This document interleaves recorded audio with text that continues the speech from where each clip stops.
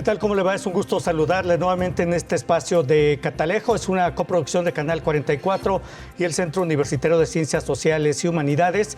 Catalejo es una mirada profunda hacia horizontes cercanos con el análisis de académicos y especialistas del Centro Universitario de Ciencias Sociales y Humanidades.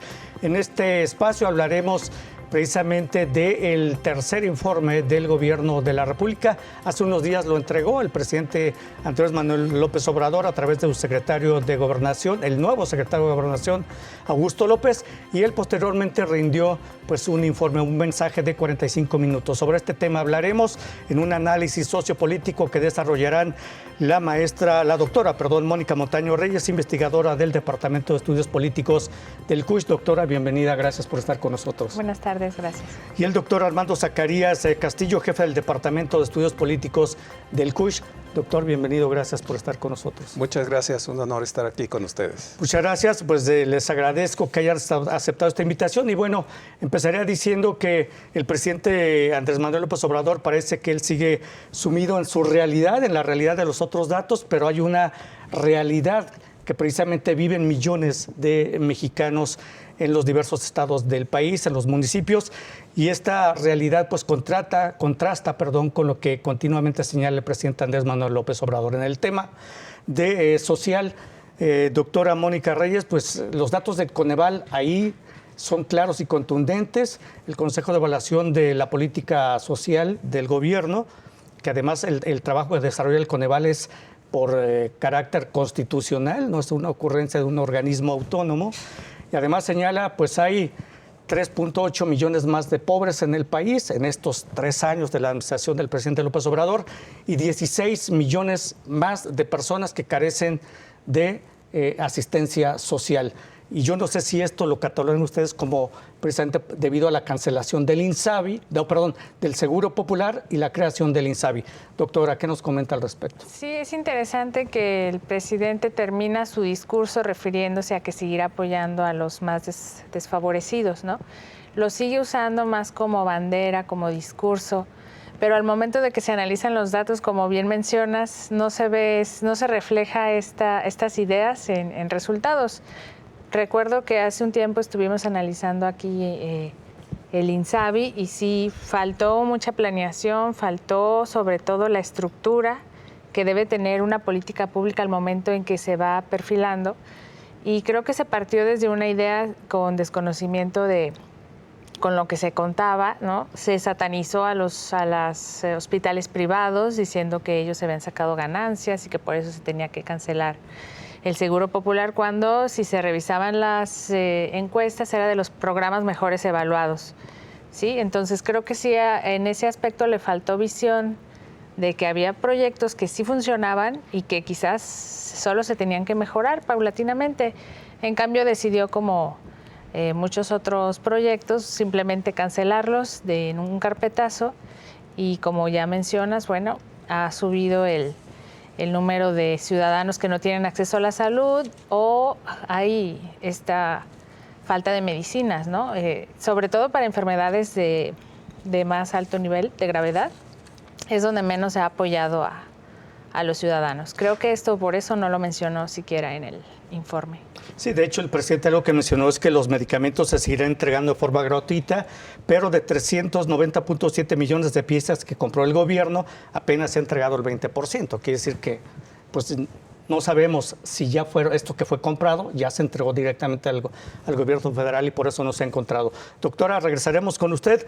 Doctor, pues básicamente esta administración del presidente Andrés Manuel López Obrador se maneja en su realidad y en un continuo pues polarización con los actores políticos del país, porque al parecer este clima de polarización es lo que le conviene al actual gobierno federal.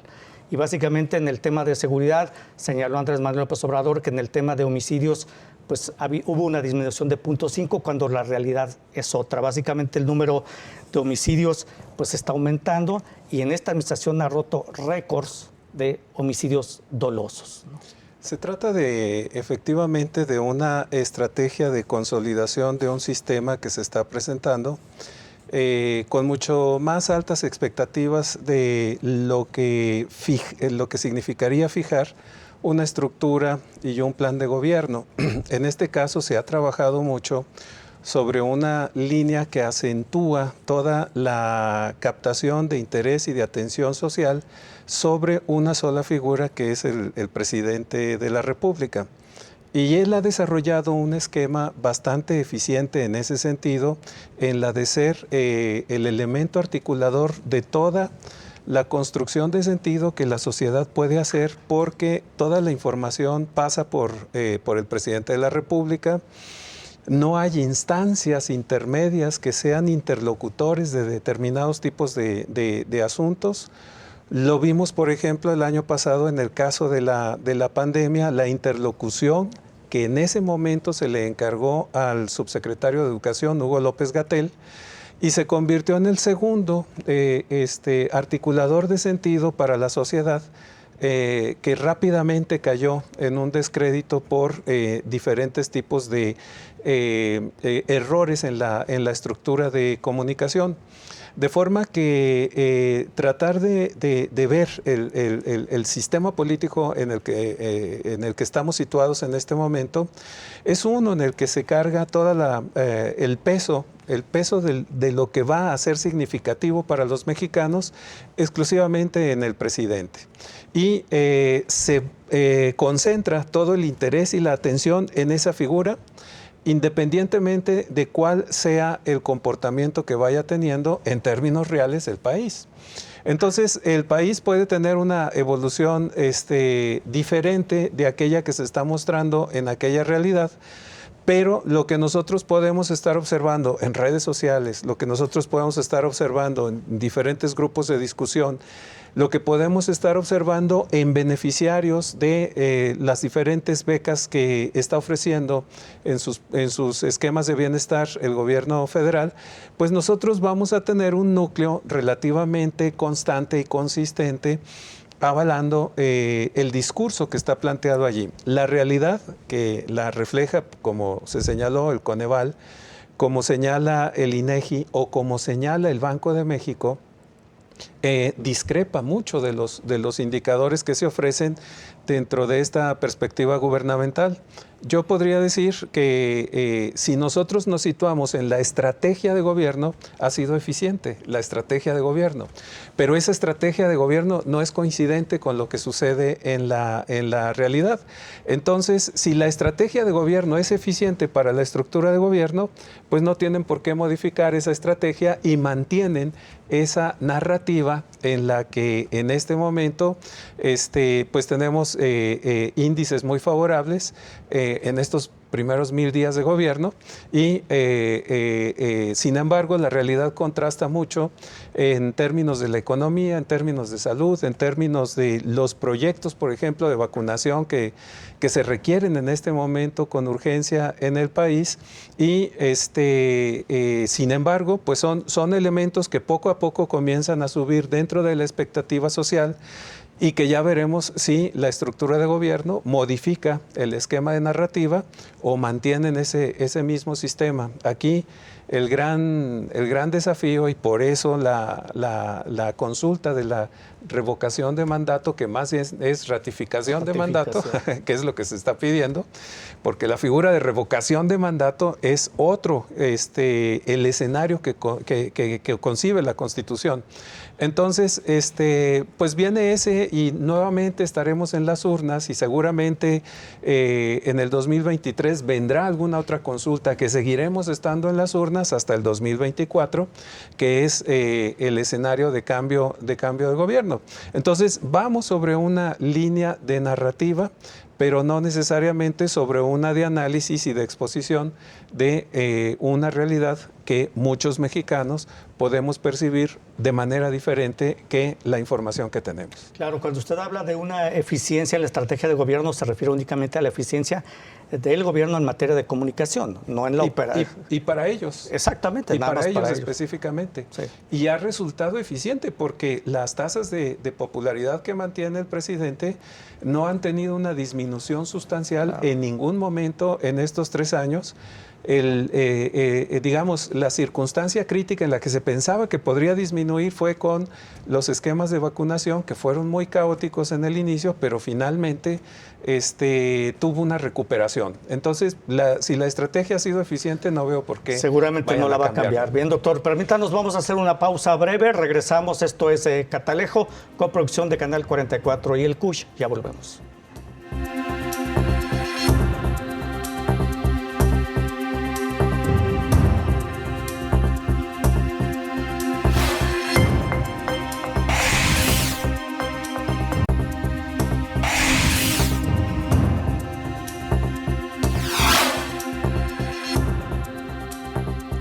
Bueno, continuamos en Catalejo, una mirada profunda hacia horizontes cercanos, coproducción de Canal 44 y el CUSH. El tema que les mencionaba en temas de seguridad, el presidente señaló en su informe que había disminuido el número de homicidios dolosos 0.5%, sin embargo, la realidad es que se han registrado 75.092 homicidios dolosos. Una cifra récord, ni siquiera en la administración de Felipe Calderón, cuando inició la guerra contra el narcotráfico, se registraron estos niveles de homicidio, tampoco en la administración de Enrique Peña Nieto, y en la de Andrés Manuel López Obrador, 75.092 homicidios dolosos. Este es nada más un panorama de una realidad que no ve el presidente. Él considera que ha disminuido el número de homicidios. Doctora, en el tema de programas sociales, hay algunos artículos que han hecho colegas académicos de ustedes, de aquí del CUSH, que señalan que básicamente los programas sociales pues no están llegando a quienes realmente lo necesitan y sobre todo que llegan a personas que no lo requieren, que quizá de posición de clase media hacia arriba y que los pobres realmente no están recibiendo los apoyos. Usted en su análisis que ha hecho ha percibido más o menos lo mismo. La política social no está bien encaminada actualmente. Lo que pasa es que es el problema recurrente en el gobierno de Andrés Manuel. Es una buena intención los programas que propone, pero hay una ausencia total de reglas de operación. En las reglas de operación de los programas es donde se ponen las especificaciones de cómo se va a aplicar este beneficio a la ciudadanía, cómo se va a seleccionar y sobre todo cómo se va a evaluar. Todos los gobiernos anteriores tenían un comité de evaluación para saber si se estaba pues cumpliendo el objetivo. Este gobierno decidió omitir muchas reglas de operación o si no hacerlas de manera muy generales y bueno, por eso tenemos estos resultados, ¿no? Del Coneval, donde ha aumentado la pobreza, lo que mencionabas antes de la seguridad. Si se fijaron, él mencionó un poco sus programas de campañas antidrogas, ¿sí? Entonces, también en esos programas, cuando hemos investigado, hay solo spots. Si se meten a buscar en las páginas oficiales, hay muy poca información de cómo están operando estos programas y es por eso que luego los resultados solo se quedan en palabras. De hecho, el número de decomisos hacia los grupos del narcotráfico han disminuido sustancialmente en estos 3 años, ¿no? Sí, y como eso, bueno, varios elementos. Lo único que quizás se podría resaltar y que el presidente no resaltó fue el tema del SAT, en los países donde ha habido mafia muy fuerte, como en Italia, una de las primeras políticas es el control tributario. Uh-huh.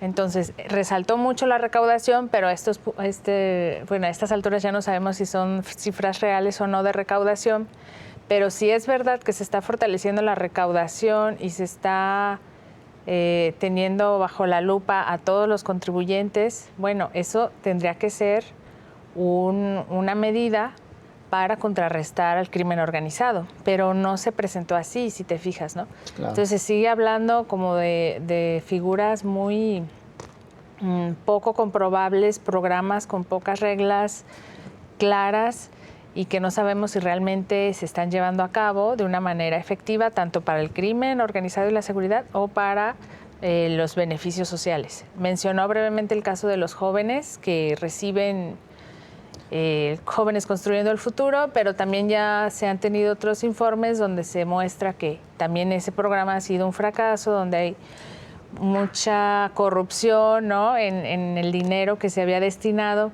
Entonces sí sorprende que se hable de que ya no hay corrupción en el país, de que todo está bien porque ya no hay corrupción, cuando hay todos estos focos rojos de programas que están muy mal diseñados y no se sabe si están ¿Todos funcionando. los programas sociales carecen de reglas de operación del actual gobierno, doctora? ¿Los que ustedes han analizado? Sobre todo los que hemos analizado ha sido este de drogas, que es el año pasado nadie supo de él, empezó en 2019. Luego el año pasado ya no se habló, ni se presentó ningún spot, ahora se retomó y fue interesante que lo retomara hoy el día del informe, que lo volviera a mencionar.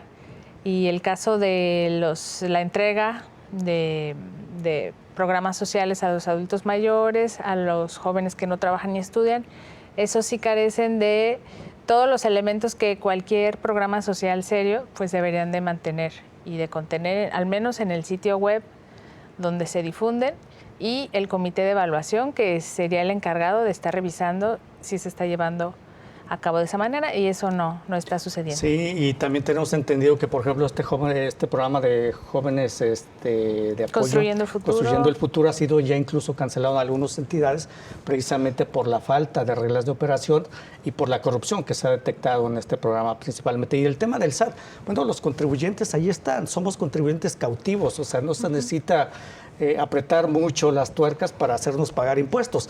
El tema que aquí debería resaltar el presidente es si les ha cobrado a los grandes defraudadores fiscales o la gente que está evadiendo impuestos. Las grandes corporaciones que antes decía y que él criticaba, es que los grandes empresarios o las grandes corporaciones de este país no pagan impuestos. Él le ha cobrado a algunos, pero no sabemos si realmente ha combatido esta evasión fiscal, ¿no? Sí, no, de eso no se tiene información, y aunque se presumió de que hay transparencia, realmente en muchos programas donde hemos solicitado información no ha habido respuesta. Entonces, son 3 años ya donde, bueno, al primer año pensábamos, está empezando el gobierno, en el segundo año, bueno, la pandemia, pero ahora estamos en el tercer año con muchos programas sin reglas de operación y que no sabemos bien en qué se está gastando el dinero, ¿no? Sí. Muy bien, gracias, doctora. Doctor Armando Zacarías, el presidente llegó al tercer informe con 61,000 afirmaciones falsas, el doble de Donald Trump en todo su mandato.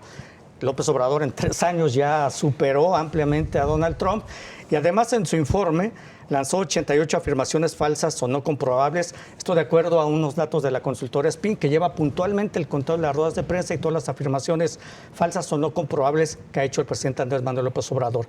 Esto habla precisamente de esta estrategia de comunicación que le está resultando y que seguramente no la cambiará en lo que resta de su administración, ¿no? Sí, un elemento que acaba de señalar la doctora Mónica Montaño es el hecho de la gran opacidad que se ha establecido dentro del seguimiento de los grandes proyectos como Jóvenes Construyendo el Futuro o el programa de adultos de la tercera edad, en la que no es importante revisar la efectividad de los programas y la contundencia de los mismos, sino señalarlos. Hasta este momento seguimos en una dinámica en la que se habla de lo que se va a hacer, no hay una evaluación de lo que se está haciendo. Para este tercer año uno esperaría mucho más elementos autocríticos, aquellos que pudiesen fortalecer en programas como un tema que no le dio el suficiente soporte y la suficiente importancia como fue el incremento al salario mínimo, que ese sí es un logro totalmente incuestionable que ha tenido esta administración. Sin embargo, dentro de la perspectiva de todo lo que se presentó, fue tan solo una mención sin gran relevancia, a diferencia, por ejemplo, del tema de las remesas.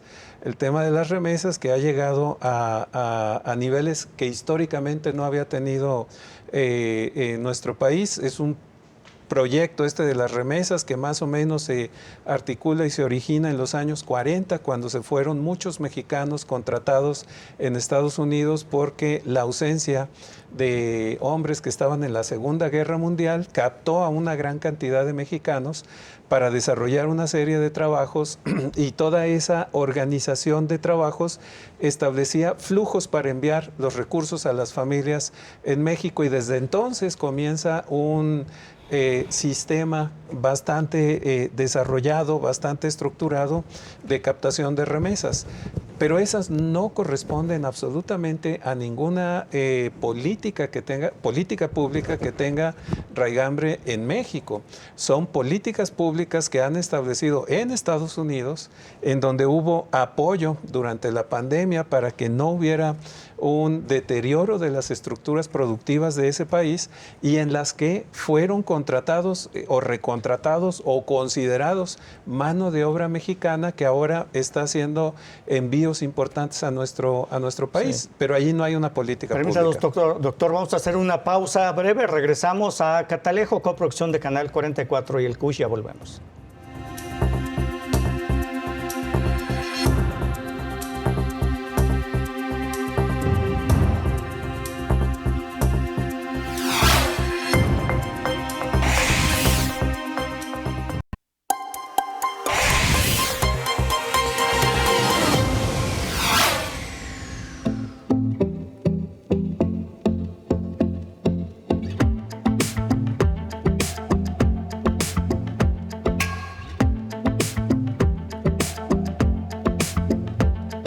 Continuamos en Catalejo, coproducción de Canal 44 y el CUSH.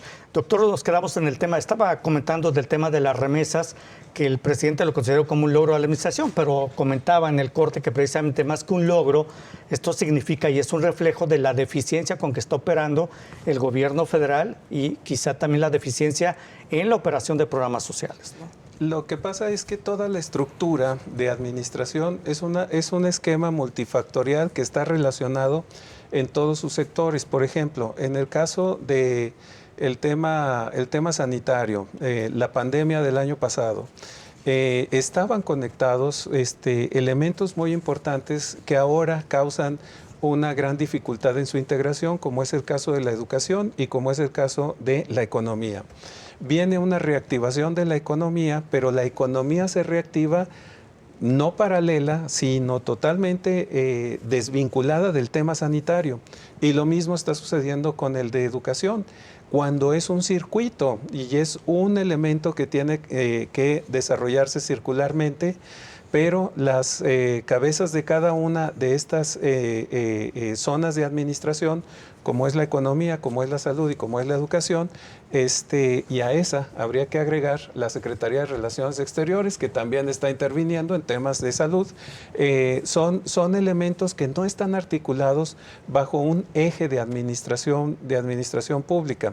Entonces, lo que nosotros tenemos son espacios desarticulados entre ellos, que generan sus funciones administrativas en la mejor de las condiciones, pero la desarticulación es lo que está generando ese problema de presentar un modelo de circuito que pueda entenderse en todos sus niveles. Ahora, debo decir, no todas las economías del mundo están logrando estos circuitos. Ese es un ensayo que se está haciendo planetariamente. Hay algunos que han logrado establecer mejores sistemas de eficiencia administrativa. En nuestro caso, seguimos en esta serie de problemas que lo vemos en ese reflejo del tercer informe, cuando no encontramos una articulación, empezando por el propio mensaje que presenta el presidente de la República. Si nosotros vemos todos los enunciados que él utilizó, no están articulados ninguno de ellos. Hablaba en un momento dado del progreso en el campo, enseguida venía con un progreso en las políticas energéticas y seguido de un problema de proyección de jóvenes sembrando el futuro. No hay una articulación. Entonces, eso es importante que se ponga dentro de la mesa administrativa. Por eso decíamos, lo que sí está funcionando mucho es la narrativa. Y la narrativa tiene una eficiencia muy importante que no hace ver que vaya a haber un cambio radical. Sin embargo, la realidad poco a poco empieza a superponerse y esperemos que esto logre generar las articulaciones que se requieren y que son importantes. Sí, muchas gracias, doctor. Doctora, de hecho hay un programa que no lo mencionó el presidente, cuando menos no recuerdo yo que lo haya mencionado, el programa Sembrando Vida, que también está operando en la total opacidad y no se tienen resultados, no sabemos cómo está funcionando, dónde está operando, quiénes son los beneficiarios, cuánto está entregando y sobre todo los resultados de este programa. Sí, es que si te fijas en el informe, se hizo referencia siempre a contra el neoliberalismo, contra los corruptos de siempre, contra las palabras que le han servido. También ahora que escuchaba lo que ustedes hablaban, pues pensé en que realmente el presidente en este informe tenía que aprovechar su ventaja en las elecciones, ¿no? Acaba de pasar, perdió muy pocos votos a nivel de la Cámara de Diputados, ganó gubernaturas, ganó congresos.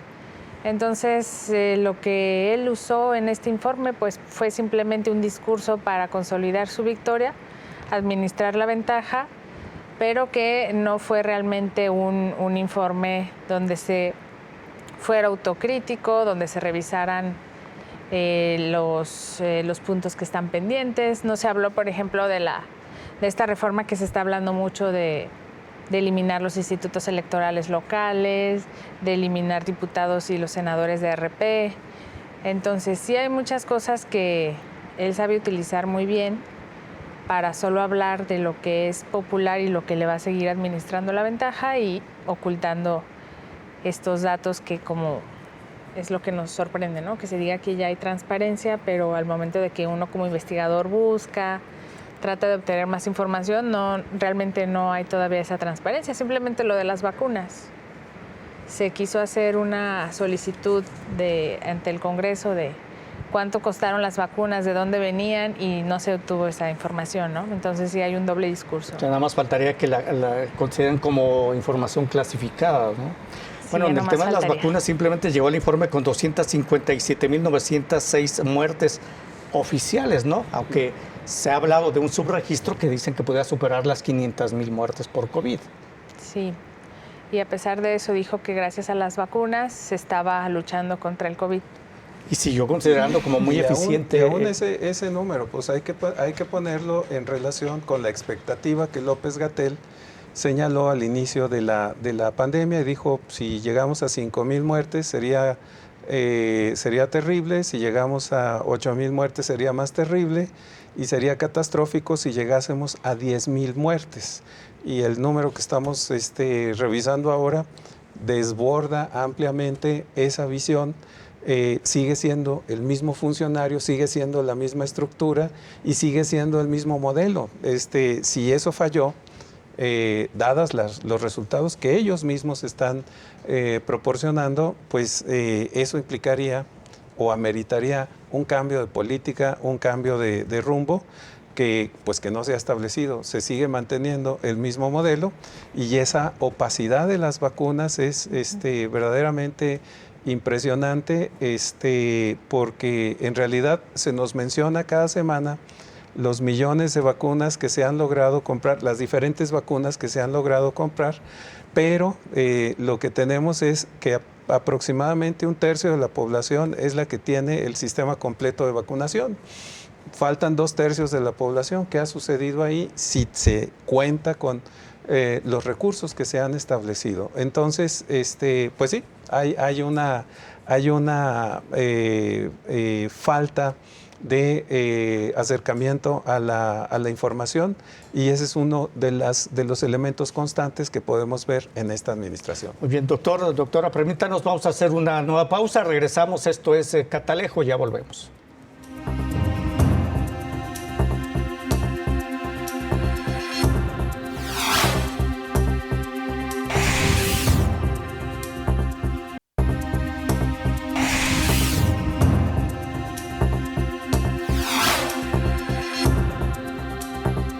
Bueno, continuamos en Catalejo, coproducción de Canal 44 y el CUSH. Bueno, los pronósticos que dijo el presidente Andrés Manuel López Obrador, y lo sigue diciendo en los spots de promoción de su informe, es que la economía crecerá alrededor del 6%. La realidad es que México viene de una caída del 8.2% en 2020, una de las peores caídas del mundo. El tema de los homicidios que ya mencioné, 0.5% dijo él que se había reducido, sin embargo tan solo agosto cerró con 2.414 homicidios, 78 al día, una de las cifras más altas de la última década. En el tema de corrupción, él dijo que no se tolera la corrupción y se permite la impunidad, se tipificó corrupción como delito grave, pero la realidad es que no hay una sola sentencia condenatoria contra funcionarios o redes de corrupción gubernamental. Hay el hecho de las compras que hace el gobierno no se hacen por concursos, son asignaciones directas, ahí puede ser un foco de corrupción. Entonces, la verdad es que poco se ha avanzado en este tema de corrupción, aunque el presidente tenga otros datos, doctora.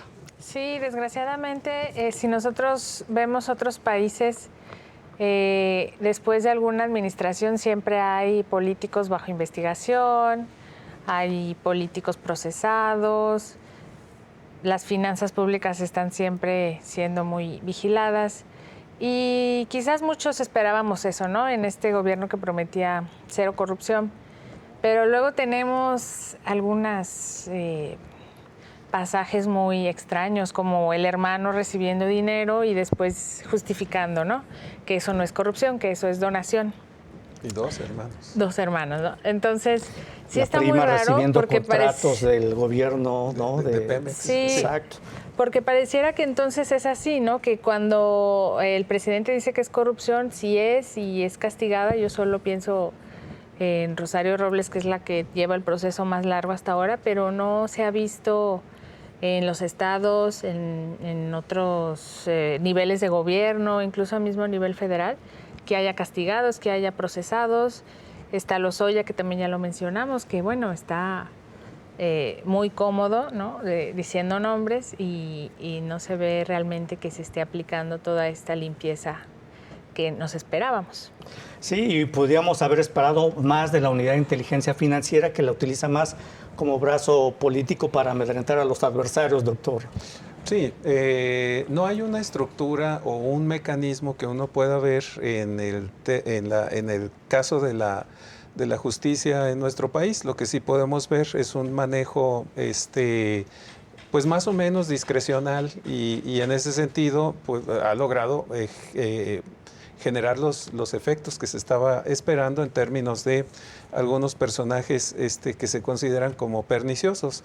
Pero no ha habido una verdadera revisión estructural de lo que pasó en la administración pasada, que efectivamente se conocieron niveles de corrupción como pocas veces se había visto en las últimas décadas en nuestro país, y sin embargo no ha sucedido nada, ¿no? Con la propia estructura de esta administración también hay una serie de eventos que podríamos decir emblemáticos y que tampoco ha sucedido absolutamente nada. El caso de Bartlett, el caso de los dos hermanos del presidente, el caso de la prima del presidente, el caso de John Ackerman, el caso de diferentes gentes que van generando una especie de lineamientos en los que si el presidente lo considera corrupción, es corrupción, y si no lo considera, pues no es corrupción. Eso entra dentro de ese esquema de narrativa, que son los factores que contrastan con la realidad que tiene este país. De manera que aquí podría insistir en el tema de que la narrativa es la que se ha superpuesto a una estructura de política pública, de un ejercicio de administración pública de mayor calado que integre todas las áreas que corresponden al gobierno federal, y de esta manera nosotros podríamos ver resultados más eficientes. Pero efectivamente, si nosotros vemos que se evitaron los concursos para las asignaciones de proyectos, y sobre todo de proyectos tan importantes como lo es ahora la refinería Dos Bocas, el aeropuerto Felipe Ángeles, el Tren Maya, que requeriría un esquema de concursos, se han establecido a través de asignaciones directas, y las asignaciones directas en un buen número de casos van dirigidas a la Secretaría de la Defensa Nacional, que es, por ejemplo, los bancos de bienestar que se señalaron también en el informe. Vemos nosotros una desviación de los lineamientos de trabajo que tiene la Secretaría de Defensa Nacional a otras áreas administrativas que normalmente deberían corresponder a las asignaciones de concursos. Entonces, bueno, hace falta todavía mucho para construir. Esperemos que en 3 años logren consolidar un esquema de administración que hasta este momento no se ve consolidada. Y bueno, básicamente para concluir con este tema, doctor o doctora, pues básicamente, ¿qué se podría esperar? Me parece que el presidente seguirá con esta estrategia de comunicación, esta narrativa que buenos resultados le ha dado y que se sustenta en este clima de polarización. A él le gusta polarizar y esto está dando muy buenos resultados. Así seguirá y también con el esquema de militarizar todas las áreas del gobierno federal, ¿no?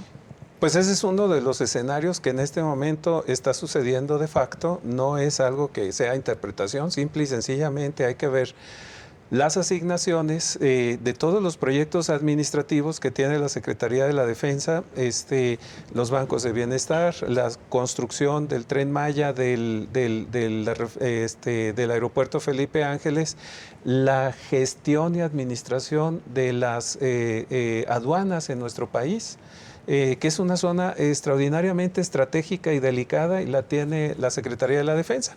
Pues veremos qué es lo que sucede a lo largo de este tiempo y esperemos que haya una racionalización y una estructuración para generar una mejor y más eficiente administración. Sí, doctora. Bueno, yo sí me espero una continuidad del discurso. Creo que sigue siendo una administración de la ventaja que se obtuvo en estas elecciones. También se ven muy concentrados en organizar al partido Morena a nivel local en los estados. Entonces, sí pareciera que la reforma electoral va hacia allá, los cambios en el INE, la reducción de consejeros, la reducción de los magistrados en el Tribunal Electoral. Creo que hacia allá van estos 3 años. El debilitamiento de los organismos autónomos. Sí, creo que estos 3 años irán más hacia eso. A partir de la ventaja electoral que ya obtuvieron, ahora pareciera que van hacia estos organismos autónomos que bueno, les falta un poco de control presidencial, ¿no? Que les son incómodos. Les son un poco incómodos, ¿no? Pero bueno, esperemos que todo sea para bien, que se recapacite, que se entable un diálogo y que se pueda llegar a lo mejor para los mexicanos. No está cayendo un excesivo presidencialismo, un hiperpresidencialismo. Sí.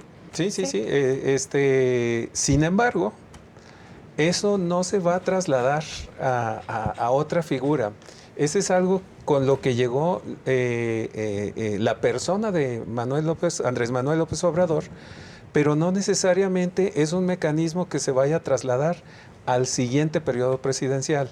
En este momento, precisamente, de consolidación de esta estructura, de esta propuesta política, pues concentró todo esto en la persona del presidente para consolidar el modelo del proyecto que está pretendiendo poner en funcionamiento en el país. Entonces, sí hay un presidencialismo, pero tiene que ver coyunturalmente con la persona de Andrés Manuel López Obrador en este momento. Yo no creo que haya condiciones para trasladar esa estructura en la siguiente administración, ni tampoco veo un personaje dentro de los posibles candidatos que reúna estas características como las de Andrés Manuel López Obrador, que lo que está haciendo es, como bien señala la doctora Mónica Montaño, es gestionando esas ventajas, administrando esas ventajas y proyectando dentro de esas ventajas el modelo que como elemento central es el ejercicio de un presidencialismo como no lo habíamos experimentado desde López Portillo. Hasta este momento no ha habido ningún presidente con esas características, quizás ni Carlos Salinas de Gortari tuvo esos niveles de potencia y de fuerza en la figura del presidente. Muy bien. Pues muchas gracias, doctora Mónica Montaño Reyes, investigadora del Departamento de Estudios Políticos del CUSH. Le agradezco. Gracias. Y doctor Armando Zacarías, jefe del Departamento de Estudios Políticos. Le agradezco, doctor. Al contrario, muchas gracias. Bueno, vamos a hacer una pausa. Regresamos a la parte final de Catalejo. Ya regresamos.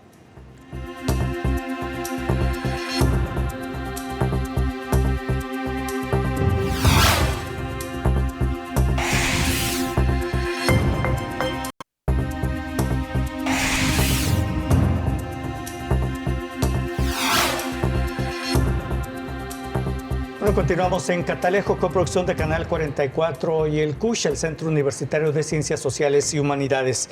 En esta parte de Catalejo hablaremos de un libro que recientemente se presentó. Es un libro sobre periodismo y derechos humanos, guía didáctica para la formación de periodistas, realizado por el doctor Darwin Franco Míguez, investigador del Departamento de Estudios de la Comunicación Social del CUSH, quien está con nosotros.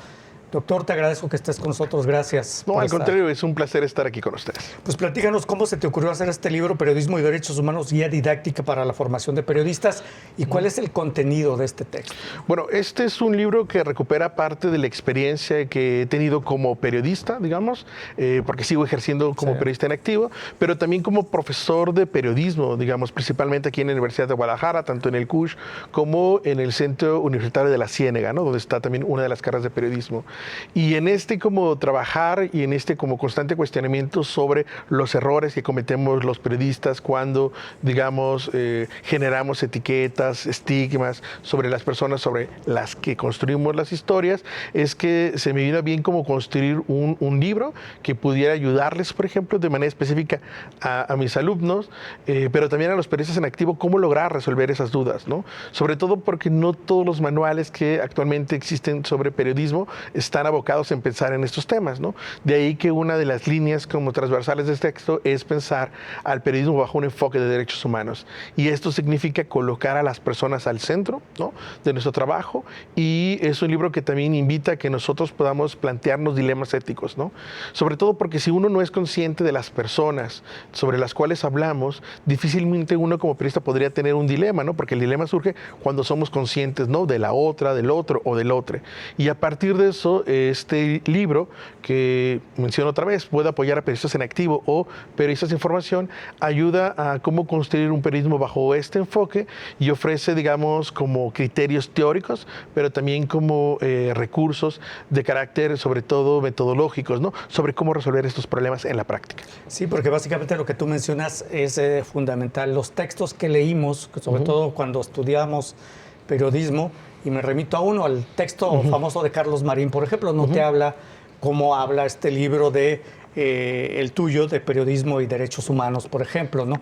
Me llamó la atención la frase donde señalas en una presentación que hiciste o en una entrevista, que es consejos para trabajar el periodismo desde una perspectiva de derechos humanos, que antes no lo hacíamos, ¿no? Sí, y no es que los derechos humanos no existiesen, ¿no? Los derechos humanos existen, ya tienen mucho tiempo con nosotros, pero no necesariamente el periodismo lo hacíamos bajo qué enfoque, porque no había una conciencia de las repercusiones que podíamos tener en nuestro quehacer periodístico e informativo sobre, digamos, cómo podrían afectar las palabras que empleábamos, la manera en cómo nos acercábamos a las personas en la propia visibilización y defensa de sus derechos, ¿no? Entonces, cuando yo, que he venido trabajando bajo este enfoque, empecé a encontrar que no necesariamente había muchos materiales que pudiesen ayudar a las personas, pues me vino a la mente, digamos, hacer este trabajo, ¿no?, que tuvo el apoyo de la Editorial Tintable y que sobre todo se ha ido nutriendo de las enseñanzas que yo he tenido, ¿no?, de mis alumnas, de mis alumnos en las clases, porque ellos, ¿no?, nos traen, digamos, al salón como las dudas, como sus preocupaciones, como aquellos como temas que a ellos les representan, ¿no?, a partir, digamos, de cómo tienen más claro ellos temas como la salud mental, por ejemplo, o cómo para ellos es mucho más naturalizado y mucho más normalizado, porque así debería de ser, por ejemplo, hablar de las distintas orientaciones, ¿no?, de género o identidades también de género. Entonces, a partir de esas experiencias, conformé este material pensando en que una de las principales labores o funciones del periodismo es visibilizar, ¿no?, los derechos humanos, ¿no?, denunciar cuando estos son violentados, pero también respetarlos, ¿no? Y eso es algo que a veces no necesariamente hemos hecho desde el periodismo de manera cotidiana que hemos ejercido. Por supuesto, y en este libro seguramente se aportan elementos para poder realizar en la práctica este periodismo con perspectiva de derechos humanos, pero no tan solo para un grupo, sino para adultos mayores, niños, miembros de la comunidad lésbico, gay, bisexual, travesti, queer y todos estos grupos de la sociedad, ¿no? Así es. El libro, digamos, hace como un abordaje sobre cómo desde el periodismo debemos nombrar, ¿no?, y respetar las diversas manifestaciones sociales, ¿no? Desde cómo deben ser nombradas, ¿no? Ahora lo pongo así, los integrantes de la comunidad LGTBTIQ+, o cómo, por ejemplo, podemos hablar de las personas que están privadas, ¿no?, de la libertad y no utilizar como estos otros adjetivos, ¿no?, que eran peyorativos y violentaban sus derechos humanos, o cómo, por ejemplo, hablar de personas en situación, digamos, de calle para no referirnos de otra manera. Es decir, siempre pensando... Personas con discapacidad, que es tan importante. ¿no?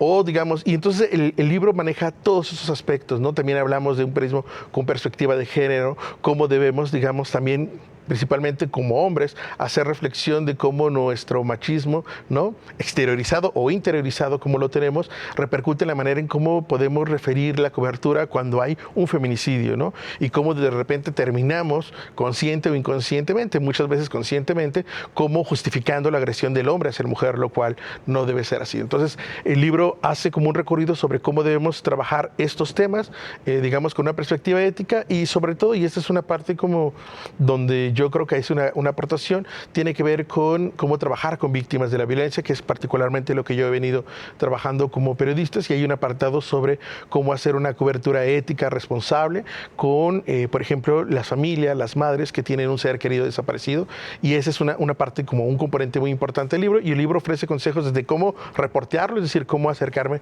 respetuosamente a la persona, pero sobre todo hace énfasis sobre cómo escribirlo, ¿no?, de manera correcta, pensando esta corrección no en términos, digamos, como estilísticos, ¿no?, o gramaticales, sino más bien correcto en función del respeto a los derechos humanos de las personas. Sí, y actualmente esta es una pregunta desde la práctica, que tú sigues ejerciendo el periodismo, pero yo cuando veo encabezados donde las mujeres son víctimas, incluso a veces desde el propio encabezado ya está revictimizando a la mujer, ¿no? Sí, o hay una justificación, o incluso tenemos como titulares que hacen apología a la violencia de las mujeres. No hace poco en la prensa deportiva, ¿no?, que uno podría pensar que no tiene estos debates, pero ocurrió que un jugador, ¿no?, de un equipo profesional que había sido denunciado por haber cometido violencia de género contra su esposa, el titular hace referencia, digamos, o haciendo una mofa de que esta persona que cometió esa falta sale victorioso ante ese hecho, ¿no? Sí. Entonces, esas son como reflexiones que a veces no tenemos, ¿no?, como periodistas, pero que debemos de tenerlas porque no podemos permitir, digamos, que estas conductas se sigan normalizando, ¿no? Porque si no, entonces las personas que nos leen piensan que es normal, por ejemplo, hacer este tipo de inferencias o, digamos, o que es normal en algunos titulares decir asesinan a un hombre vestido de mujer, ¿no?, en lugar de ver de una mujer trans, ¿no?, que es el término correcto. Entonces, es importante que hagamos esas reflexiones porque también una función del periodismo, aunque no necesariamente sea como un objetivo central, es que también a partir del periodismo generamos una labor educativa, ¿no? Entonces es importante asumir esa labor educativa también con responsabilidad. Pero para lograr este punto que mencionas, obviamente se requiere que desde la redacción, desde los propios medios, se comience un proceso de capacitación, tanto para quienes están a cargos directivos como para el personal. Exacto. Que sale a la calle a reportear. Y esto, tú y yo lo sabemos, pues la capacitación en los medios es muy escasa, ¿no? Bueno, sí, y eso es como bien terrible, pero sí, la capacitación, no solo en este enfoque de derechos humanos, que es como bastante amplio, pero si no lo quieren así decir en todo, la perspectiva, digamos, de género, o algunos otros aspectos que les sean de interés a los medios, tiene que ser transversal, porque de nada me sirve que yo tenga como un grupo de mujeres, hombres periodistas, ¿no?, con una conciencia muy clara, si mi editor va a hacer al final del día lo que quiera con el titular, porque le parece que es mucho más atractivo, digamos, utilizar ciertas palabras, aunque violente los derechos humanos, que hacerlo de manera correcta. Entonces sí requiere como una capacitación plena también para que nuestros jefes, ¿no?, o los directivos puedan comprender por qué es importante trabajarlo de esa manera y que al final del día, ¿no?, como diría un maestro de ética, Javier Darío Restrepo, la ética también vende, ¿no? O sea, cuando los medios, las personas empiezan a ver que hacen referencia o hay un medio que hace respeto a sus derechos, pues van a empezar a tener más confianza en ese medio y van a confiar, digamos, en el trabajo que se hace, ¿no? Esto creo que también valdría impulsarlo y por eso el libro también sería o podría ser muy útil para que un medio pudiese, digamos, a través del libro generar una capacitación para todo su personal. Así es. Bueno, nada más quiero mencionar que Darwin Franco ganó el Premio Jalisco de Periodismo en el 2014 en la categoría de prensa escrita y pues también es coordinador general del sitio de periodismo documental y de investigación Zona Docs, integrante de la red de periodistas de a pie. Toda una experiencia, Darwin Franco. Pues muchas gracias por haber estado con nosotros, hablar de este libro Periodismo y Derechos Humanos, guía didáctica para la formación de periodistas. Darwin, gracias. Muchas gracias a todos ustedes. Bueno, con esto llegamos al final de Catalejo en esta emisión. Muchas gracias a nombre de la producción de Almendra Orozco, productora, y también de Fabián, también nuestro productor. A nombre de ellos, muchas gracias y nos vemos en la siguiente emisión. Hasta luego.